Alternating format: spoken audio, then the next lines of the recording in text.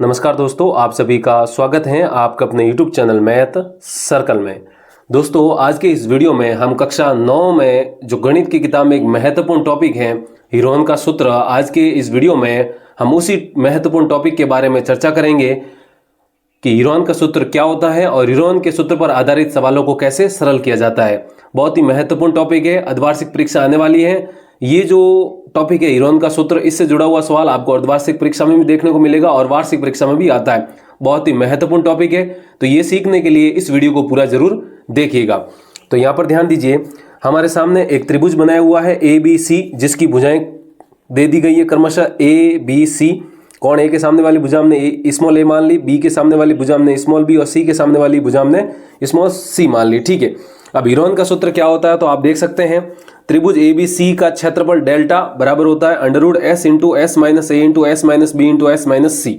जहां पर ये जो S है वो क्या होता है, अर्ध परिमाप होता है किसका, इस त्रिभुज का, जो कि क्या होता है A प्लस बी प्लस सी बटा में 2 होता है। ठीक है, तो दोस्तों हीरोन का सूत्र ये होता है। अब हीरोन का सूत्र कब लगाते हैं तो देखिए, ध्यान दीजिए, हीरोन का सूत्र तब लगाते हैं जब हमें एक त्रिभुज दिया जाता है और उस त्रिभुज की तीनों भुजाएं दी जाए और फिर हमें उस त्रिभुज का क्षेत्रफल निकालने के लिए कहा जाए, तब हमें हीरोन के सूत्र का प्रयोग करके उस त्रिभुज का क्षेत्रफल निकालना है। ठीक है, हम बेसिकली जानते हैं कि जो त्रिभुज का क्षेत्रफल का सूत्र होता है वो क्या होता है, डेल्टा बराबर 1/2 गुणा आधार और गुणा क्या होता है, ऊंचाई होता है। ठीक है, ये एक त्रिभुज का क्षेत्रफल होता है। जब हमें आधार और ऊंचाई दी जाती है तब हमें इस सूत्र का प्रयोग करके त्रिभुज का क्षेत्रफल निकाल सकते हैं। लेकिन जब हमें त्रिभुज की तीनों भुजाएं दी जाती है तब हम त्रिभुज का क्षेत्रफल कैसे निकालें, यदि उस स्थिति में, जिस स्थिति में हमें ये तीनों भुजाएं दी जाती हैं, इस स्थिति में अगर हम ये सूत्र लगाएंगे तो इस सूत्र से हम त्रिभुज का क्षेत्रफल नहीं निकाल पाएंगे, क्योंकि इसमें आधार और ऊंचाई की आवश्यकता होती है, जबकि यहाँ पर हमें तीनों भुजाएं दी जाती है। जब आपको तीनों भुजाएं दी जाती है तब आपको हीरोन का सूत्र लगाना है। हीरोन के सूत्र से हम त्रिभुज का क्षेत्रफल निकाल सकते हैं जब हमें ये तीनों भुजाएं या तीनों भुजाओं का माप दिया जाए। ठीक है, तो देखिए, त्रिभुज ABC का क्षेत्रफल यानी कि डेल्टा, इसको यहाँ पर क्या पढ़ेंगे, डेल्टा। ठीक है, नहीं डेल्टा, इसको डेल्टा पढ़ते हैं। और ये जो डेल्टा यानी कि त्रिभुज का क्षेत्रफल का जो सूत्र होता है हीरोन के सूत्र से, वो होता है √SA और फिर S into S minus A into S minus B into S minus C. ठीक है, अब ये जो S है वो क्या है, अर्ध परिमाप है। ठीक है, परिमाप का मतलब चारों तरफ का माप, तो इस त्रिभुज का जो परिमाप हो जाएगा वो क्या हो जाएगा, A प्लस बी प्लस सी और बटा में अर्ध निकालने के लिए, अर्ध का मतलब आधा होता है, ये A प्लस बी प्लस सी, तो इस त्रिभुज का परिमाप हो जाएगा। और इसका अर्ध परिमाप निकालने के लिए यानी कि आधा करने के लिए हम क्या करेंगे, भाग 2 कर देंगे। ठीक है, ये हो जाएगा आपका अर्ध परिमाप और यही क्या होता है, यहाँ पर S होता है। ठीक है, तो इस प्रकार आप त्रिभुज की तीनों भुजाएं देने पर त्रिभुज का क्षेत्रफल निकाल सकते हैं। चलिए इससे जुड़ा हुआ एक सवाल करते हैं।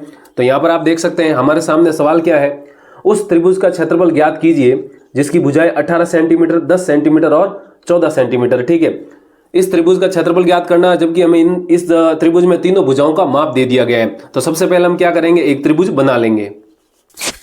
अब आप देख सकते हैं हमने जो सवाल कहा था उसके अनुसार हमने एक त्रिभुज बना लिया है ABC, और इसमें ये BC 14 सेंटीमीटर है, AB आपकी 10 सेंटीमीटर और AC आपकी 18 सेंटीमीटर। ठीक है, हमने एक त्रिभुज बनाया और इस त्रिभुज में तीनों भुजाओं के हमने माप लिख दिए जो कि सवाल में दिए गए थे, 18 सेंटीमीटर, 10 सेंटीमीटर और 14 सेंटीमीटर। ठीक है, अब इसका हमें क्षेत्रफल निकालना है। अब क्षेत्रफल हम किससे निकालेंगे, हीरोन के सूत्र से, क्योंकि हम जानते हैं जब त्रिभुज की तीनों भुजाएं दी जाती है तब हमें ये सूत्र ना लगाकर ये सूत्र यानी कि हीरोन का सूत्र लगाना होता है।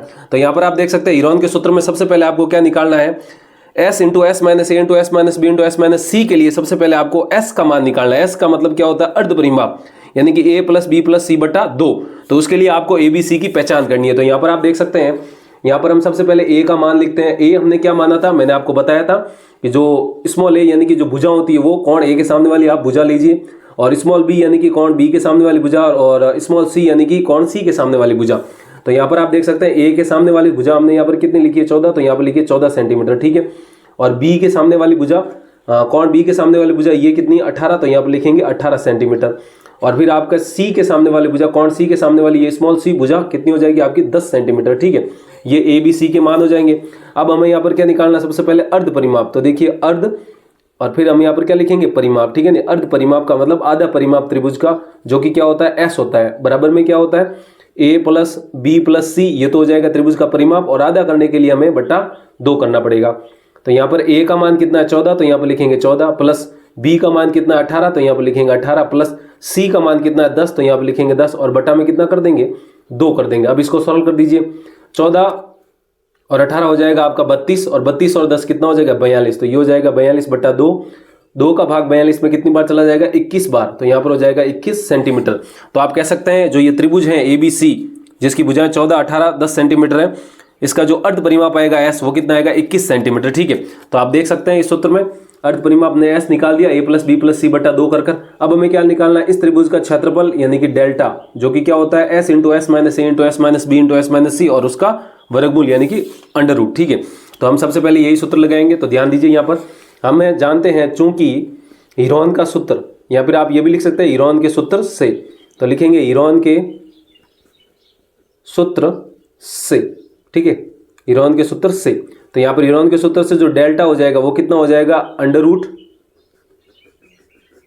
S into S minus A into S minus B into S minus C हो जाएगा। ठीक है, अब देखिए यहाँ पर क्या लिखेंगे डेल्टा बराबर अंडर रूट, यहाँ पर क्या आता है एस आता है। ठीक है, तो एस का मान हमारे पास कितना है 21, तो यहाँ पर लिखेंगे 21 इंटू एस माइनस ए यानी कि 21 माइनस ए का मान हमने ऊपर ही ऊपर लिखा, कितना लिखा यहाँ पर 14 सेंटीमीटर। ठीक है, नहीं तो ये यहाँ पर कितना लिखेंगे आप लिख सकते हैं 14 सेंटीमीटर। ठीक है, तो 21 एस माइनस ए यानी कि 21 माइनस 14, फिर एस माइनस बी यानी कि 21 माइनस बी का मान कितना है 18, तो यहाँ पर लिखेंगे 18। ठीक है, फिर आपका क्या लिखा है हमने एस माइनस सी, तो एस कितना है 21 और फिर माइनस सी का मान कितना 10, तो यहाँ पर लिखेंगे आप 10। ठीक है, अब इसको हम क्या कर लेंगे सरल कर लेंगे। तो देखिए सरल करते हैं तो क्या आता है, यहाँ पर लिखेंगे डेल्टा बराबर अंडर रूट 21 गुणा, ये सब गुणा है आपस में, 21 माइनस 14 कितना हो जाएगा 7 गुणा 21 माइनस 18 कितना हो जाएगा 3, 21 में से 18 गए तो कितने बचे 3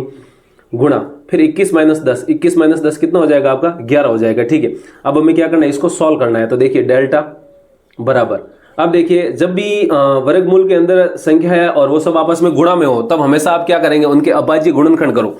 ठीक है, इन संख्याओं के, तो देखिए 7 के तो अपने आप में टुकड़े हो नहीं सकते क्योंकि 7 अभाज्य संख्या है, 3 के खुद अभाज्य, ये खुद 3 अभाज्य संख्या है और ये भी क्या है एक अभाज्य संख्या है।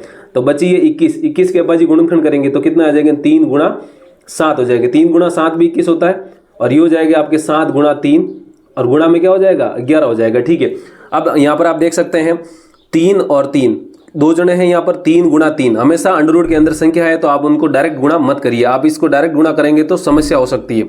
तो इसके लिए आपको क्या करना है इन संख्याओं के अभाज्य गुणनखंड करना है। यहाँ पर हमने अभाज्य गुणनखंड किए, ये 3 दो जने 3 है तो एक 3 यहाँ से बाहर आ जाएगा, तो डेल्टा इस 3 से ये 3 2 3 है, 3 गुणा 3 9 और 9 का वर्गमूल कितना हो जाएगा 3 हो जाएगा।